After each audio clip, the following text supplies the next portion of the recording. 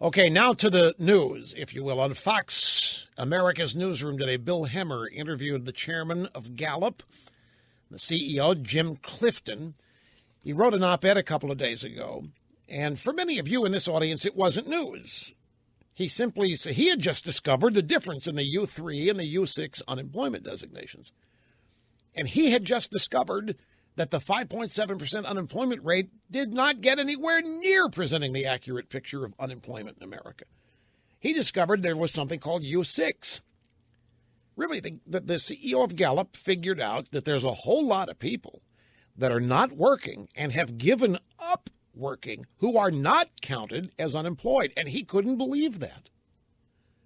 And so he wrote a piece about how we're being lied to, that the unemployment picture in this country is far worse, and he didn't understand why the news media isn't digging deeper to tell the story, so he wrote the op-ed.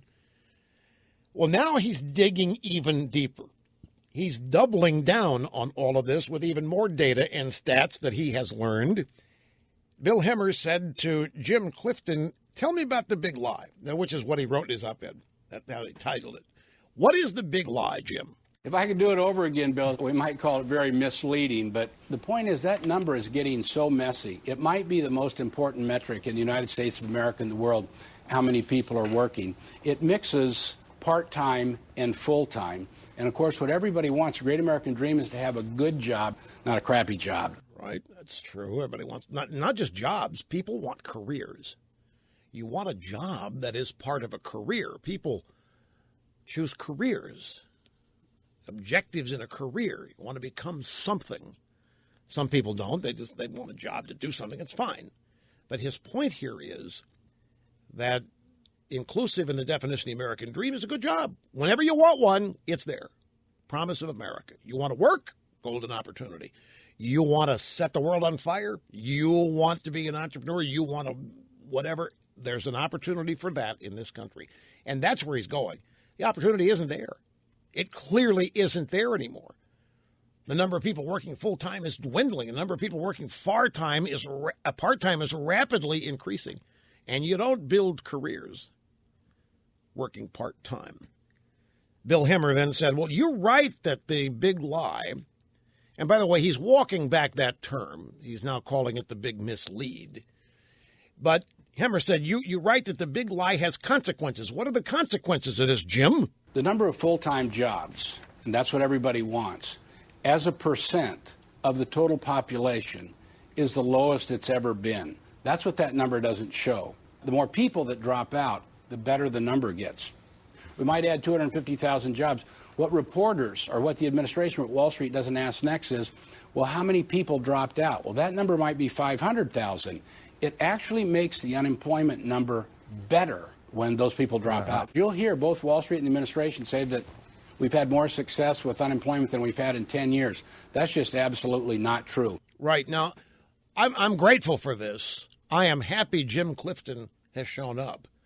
But, ladies and gentlemen, this is something you and I have been discussing on this program for practically 5 years. Maybe even 5 years. Obama's starting his 7th year now. So 5 years we've been talking about the fraudulent reporting of unemployment. And I remember getting into arguments with people. I would say one of the ways to get the unemployment rate down, that percentage rate down, is to reduce the overall universe of jobs.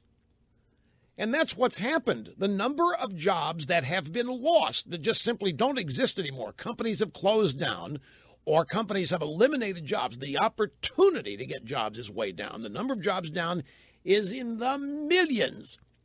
Well, if there are fewer jobs to have, then by definition, the unemployment rate percentage is going to drop. And then if you further do not count all the people who've been out of work for 4 years or more and are now not looking for work, the unemployment rate's going to drop even more. That's his point. The worse the news got in reality, the better the unemployment rate got. And I remember, and those of you who have been lifers, been listening regularly here for the longest time, you know that every month when these numbers were released, we went through them and we made exactly this point time and time again. I remember getting into arguments. I had friends in high finance send me emails. Rush, you're not talking about this right. Just because you reduce the overall number of jobs has nothing to do with the unemployment rate. And I would get mad and I'd write them back. How can it not? The unemployment rate is an expression of how many jobs there are in the country and how many people don't have them. Well, if the universe of numbers jobs declines, if there are fewer jobs to have, well, then the people out of work percentage is going to also fall, and it's not going to be representative of the truth. Now, Mr. Clifton, I don't know how or when, but he has arrived at this. He's understood it, and I'm happy as heck that he is now writing about it and going on TV talking about it, because the more people who understand it, the better, because it's necessary to put the lie to what Obama's saying. Obama's out there touting this roaring economy now.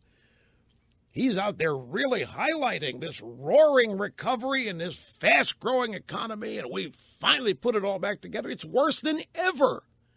Time you add Obamacare into this and the number of people who are losing full-time jobs and being converted to part-time and losing Obamacare or health care in the process, or just giving up. Folks, there's no way the productivity of this country can any way maintain what it's been, particularly when the government comes in and takes over more and more chunks of the private sector or of the free market economy. And that's what, when government grows, how can it grow? It has to gobble something. Government growing is the exact opposite of what we want when we talk about a strong American economy. The government is not part of that. Government destroys wealth. Government creates debt. Government doesn't produce anything. The bigger the government gets, by definition, the smaller the free market economy is getting. The free market economy is where we live. The free market economy is where our lifestyles are. The free market economy is where our standard of living is. The free market economy is where everybody's opportunity is. The free market economy is the pie that everybody wants a piece of. Now, normally, in a growth economy, with as little overregulation as possible and government getting out of the way, that pie grows and feeds off itself. The growth contributes to more growth.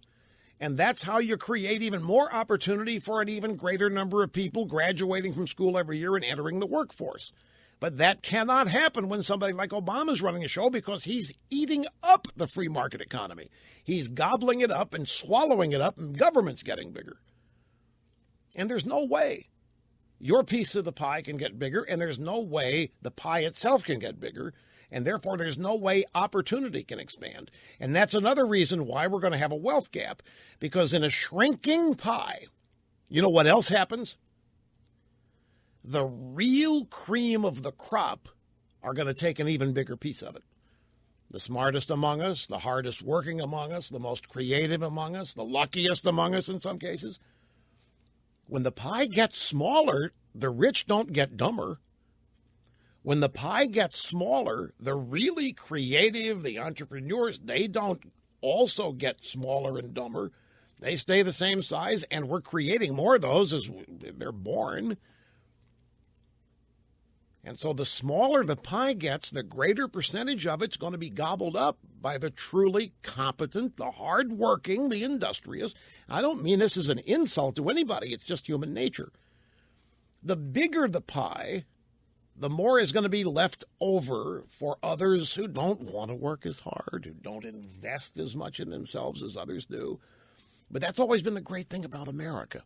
That pie was always growing, that free market economy, that place where your security is, where your economic opportunity is, where your lifestyle is, where your standard of living is. That's the U.S. economy. And as long as it's growing, everybody's got a shot at a bigger piece of pie. If it's shrinking, the pie is going to be cut up in much different ways, and an increasing amount of that pie is going to be taken by the quote-unquote wealthy, and the gap is going to get bigger. And then when the government gets big by printing money and prints all that money and gives it stock market, the wealth gap's going to expand even more. And then in the midst of all this, the regime's coming along and talking about how great the economy is. It's roaring and growing. And look at the unemployment. We got better employment situation we had in 10 years. It's an out-and-out lie. We have 93 million Americans not working. That's the labor force participation rate. It hasn't been this high since World War II. It's really bad out there. And this guy finally has shown up on the scene to write about it in his own way. And he will persuade others who didn't know it or not aware of it. One more soundbite, Bill Hemmer, with a final question. We hear this a lot from the colleagues over at Fox Business, and Stuart Varney has been talking about this for years now. It leads to the next question. That is, what are the political leaders doing that have a direct impact on this, Jim? What are they doing to correct this if the middle class is being hollowed out? New business startups is the lowest it's been in like 20 years or ever. America's not starting business anymore. We need about 500,000 new businesses to start while 400,000 die. 4 years ago, those lines crossed. So now we're in very dangerous waters. But those full-time unemployment jobs will never come back until free enterprise and the spirit of entrepreneurship kicks back in. So we used to be a net creator of businesses. We'd create 500,000, 400,000 would fail, but still we have 100,000 new ones. Now it's the opposite.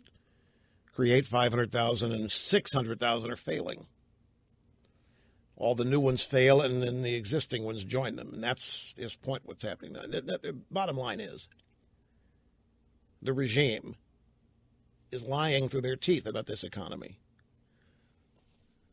And that does a disservice as well, because it actually can lead to people not being as inspired. They think they're going to get swept up in it. It's going to take care of them by inertia or whatever. It's a mess, folks.